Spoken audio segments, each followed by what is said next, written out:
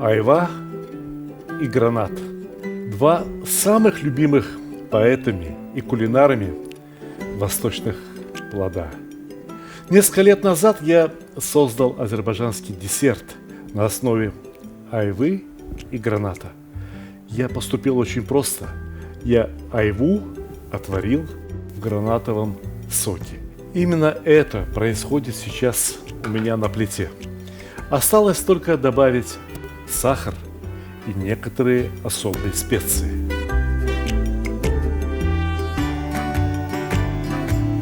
Сегодня вместе с айвой я добавил несколько кусочков свеклы, а сейчас добавляю черный перец для яркого пряного запаха.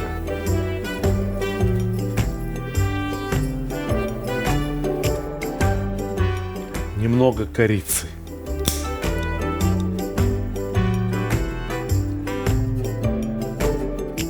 Несколько бутончиков гвоздики. Бадьян, или как его еще называют, звездчатый анис. Айва уже почти готова.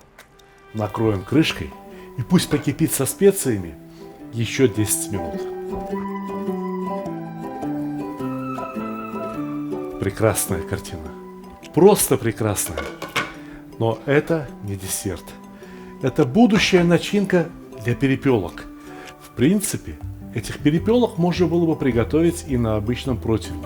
Но поскольку блюдо, которое я сегодня задумал, глубоко восточное, готовить я буду его в таджине. Ароматное, настоящее, полученное из натурального сливочного масла, масло топленое.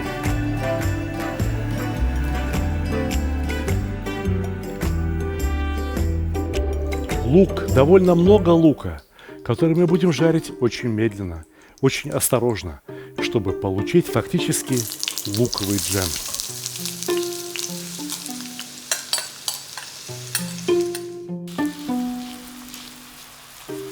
Примерно чайная ложечка куркумы.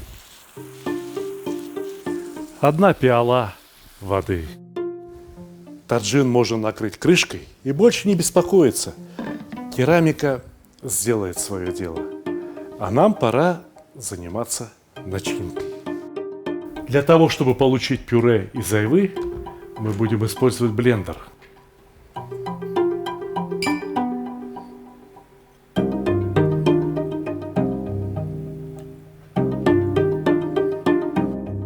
Большую часть перца и других специй я стараюсь оставить в сотейнике.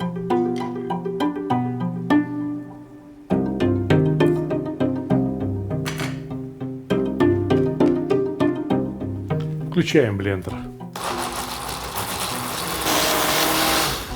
Вы знаете, как пахнет сейчас из блендера? Пахнет очень хорошим айвовым вареньем. Но цвет меня не устраивает. Я добавлю свеклу.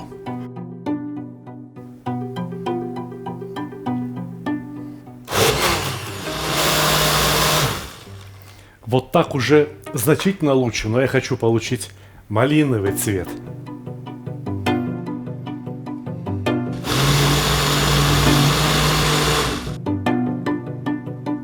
В пюре добавляем молотый миндаль.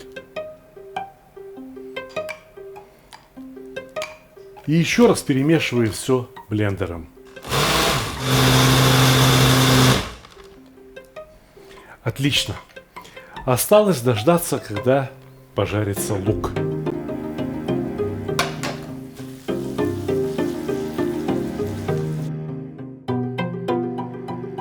Знаете, что напоминает мне эта масса? Эта масса мне напоминает какое-то необыкновенное мороженое. Очень вкусное. И это не случайно. Дело в том, что прежде чем фаршировать этой массой перепелок, я должен ее остудить.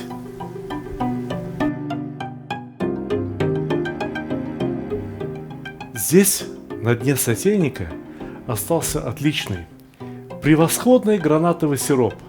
Гранатовый сироп, пропитанный вкусом айвы, специями. Конечно же, я должен его собрать и использовать.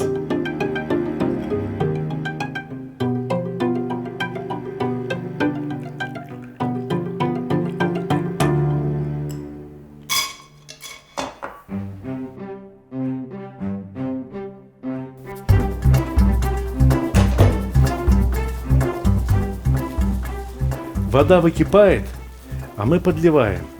Вода выкипает, а мы еще раз подливаем и накрываем крышкой. И так до тех пор, пока лук не станет буквально сладким, как джем.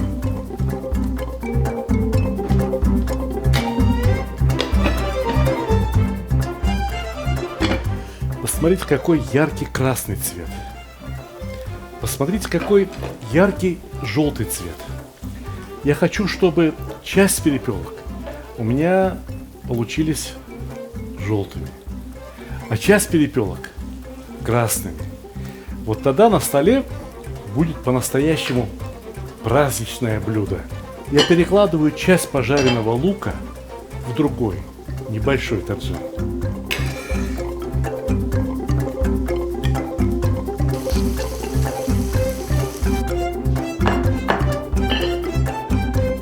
Начинка остыла, можно фаршировать перепелок. В каждую перепелку по щепотке соли обязательно. Обсыпать перепелку и снаружи тоже не помешает. И вот теперь по ложечке фарша в каждую перепелочку. Можно укладывать в таджин.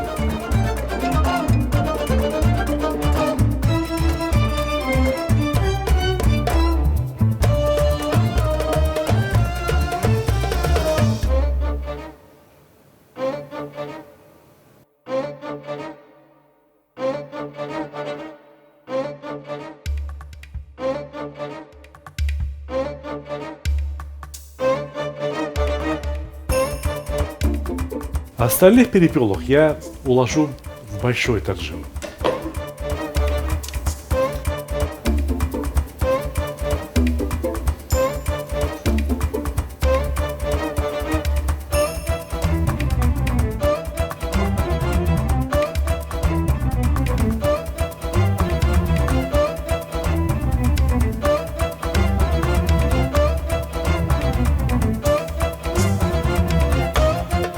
Осталось только выкрасить этих замечательных перепелок в красный цвет.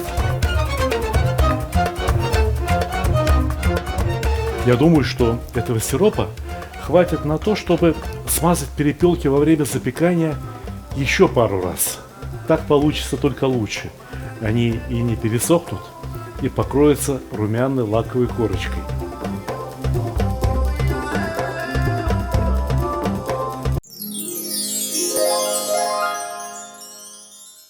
Я по профессии не повар. Я автор кулинарных книг. И это моя 11-я книга, самая новая из типографии. Давайте сначала рассмотрим обложку. Название «Земля, душа и еда татар» вполне отображают содержание книги. Обычно ведь на обложке полагается изображать, я не знаю, какую-то еду. А здесь ни одного блюда. Но зато здесь есть целых 2 QR-кода. Наводим камеру смартфона на QR-код, и открывается замечательный татарский танец. И не просто танец, а демонстрация самых главных, знаковых татарских блюд. Сметливым людям сразу должно быть понятно, что и все рецепты в этой книге тоже имеют QR-код. И в конце концов начинаем рассказ о татарском народе.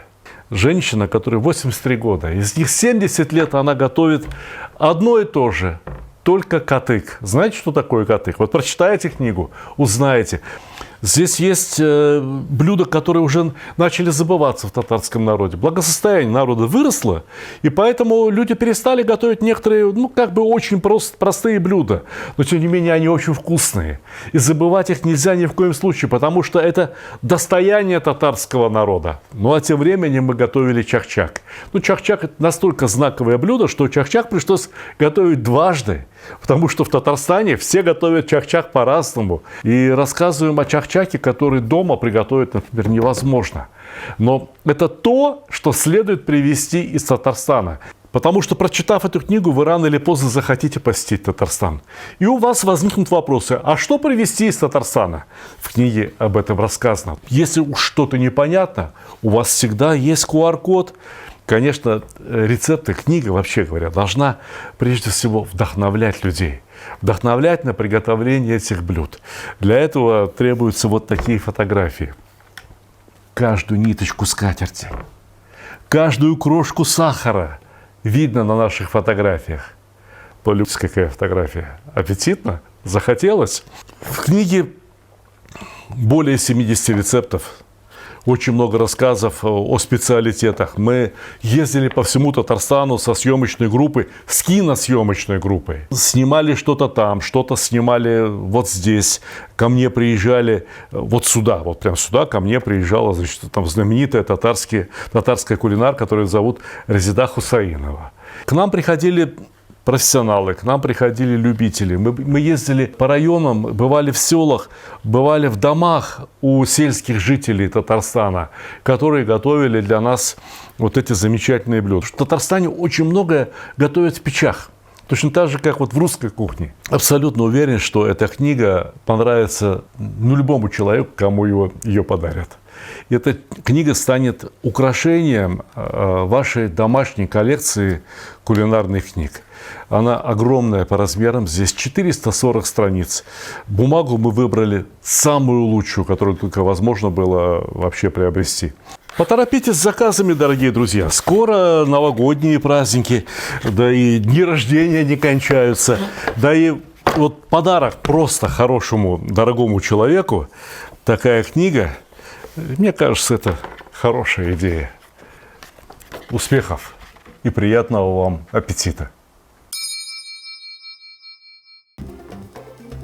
Слышите, как гудит разогретая печь?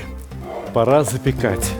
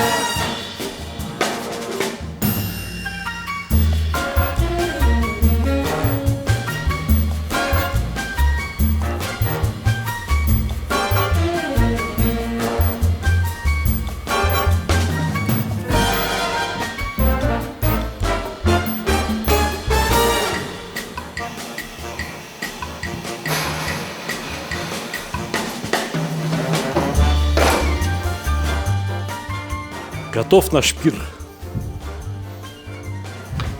Вы посмотрите, что сегодня у нас на столе.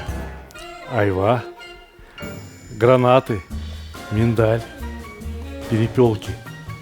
Вся роскошь Востока. Мне остается только пожелать вам, дорогие, приятного аппетита.